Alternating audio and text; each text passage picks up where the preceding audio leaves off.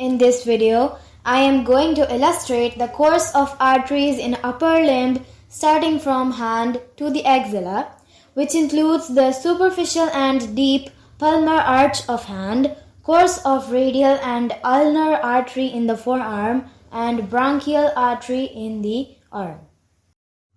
In the hand, first of all, you are able to see the Radialis Indices, which is a branch of radial artery and supplies the radial aspect of the index finger. And then the proper digital artery, which runs along the side of each of the phalanges. The proper digital arteries are then formed by bifurcation of common palmar arteries, which in turn is formed by branches from superficial and deep palmar arches. Arteries of the hand are the terminal part of the ulnar and radial arteries. Branches of these arteries unite and form anastomotic channels called the superficial and deep palmar arches. The ulnar artery enters the palm by passing superficial to the flexor retinaculum but deep to the volar carpal ligament. It ends by dividing into the superficial palmar branch, which is the main continuation of the artery, and completes the superficial palmar arch by joining the superficial palmar branch of radial artery on the lateral side. Superficial palmar arch gives off 3 common digital and 1 proper digital branch, which supplies the medial 3.5 fingers. The lateral 3 common digital branches are joined by the corresponding palmar metacarpal arteries from the deep palmar arch. The deep branch of the ulnar artery arises in front of the flexor retinaculum, immediately beyond the pisiform bone, joins laterally the radial artery to complete the deep palmar arch. Deep palmar arch provides a second channel connecting the radial and under artery in the palm. It is situated deep to the flexor tendons. Palmar arch is formed mainly by the terminal part of the radial artery and is completed immediately at the base of the 5th metacarpal bone by the palmar branch of the ulnar arteries. Also, observe the left side of the video where the radial artery is passing through the anatomical snuff box to reach the proximal end of the first interosseous space. Further, it passes between the 2 heads of the first dorsal interosseous muscle and between the 2 head of the adductor pollicis to complete the deep palmar arch in the palm.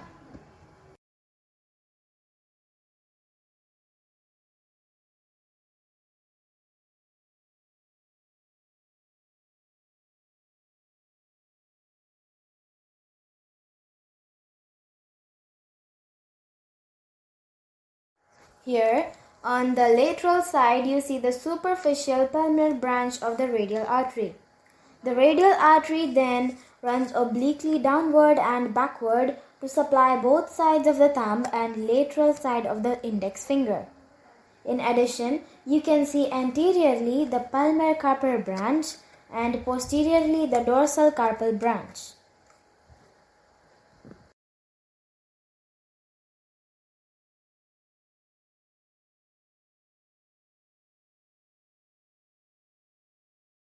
In the forearm, you see the radial and ulnar artery. The ulnar artery is the largest terminal branch of the brachial artery and begins in the cubital fossa.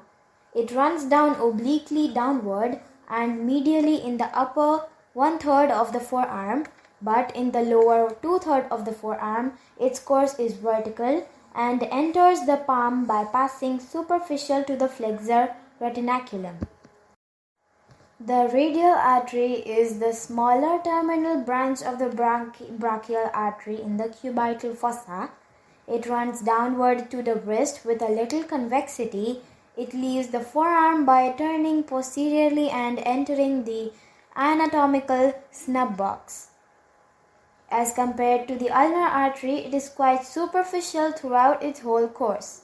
The branches of the radial artery in the forearm are muscular branches and the radial recurrent artery. The other branches of the ulnar artery will be visible here. This is the common interosseous artery, which divides into anterior and posterior interosseous arteries.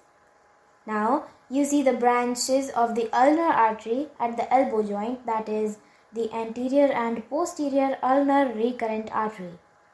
Besides these, it also gives muscular branches. Now, you see the branches of the radial artery at the elbow joint, that is the radial recurrent artery. The brachial artery dividing into radial and ulnar can now be seen here. The inferior ulnar collateral artery can be seen branching off from the brachial artery at the level of elbow joint. The superior ulnar collateral artery branching off from the brachial artery at the mid-arm level. In front of the lateral epicondyle of the humerus, the anterior descending branch of the profunda brachii artery anastomosis with the radial recurrent branches of the radial artery. In front of the media epicondyle of the humerus, the inferior ulnar collateral branch of the brachial artery anastomosis with the anterior ulnar recurrent branch. Behind the lateral epicondyle of the humerus, the posterior descending branch of the profunda, the brachii artery, anastomosis with the interosseous recurrent branch of the posterior interosseous artery. The brachial artery can be seen giving off the ascending deltoid branch. The brachial artery begins at the lower end of the teres major muscle and continuation of the axillary artery. It runs downward and laterally in front of the arm and crosses the elbow joint. It ends at the level of the neck of the radius in the cubital fossa by dividing into its two terminal branches, the radial and the ulnar arteries. The other branches of this artery are the nutrient arteries for the bones, the muscular branches, profunda brachii artery discussed before with its anterior and posterior descending branches, the superior and inferior ulnar collateral branches have already been seen. The axillary artery is now visible with its branches, anterior and posterior circumflex humeral arteries and the subscapular artery. More proximally, it gives the thoracoacromial artery.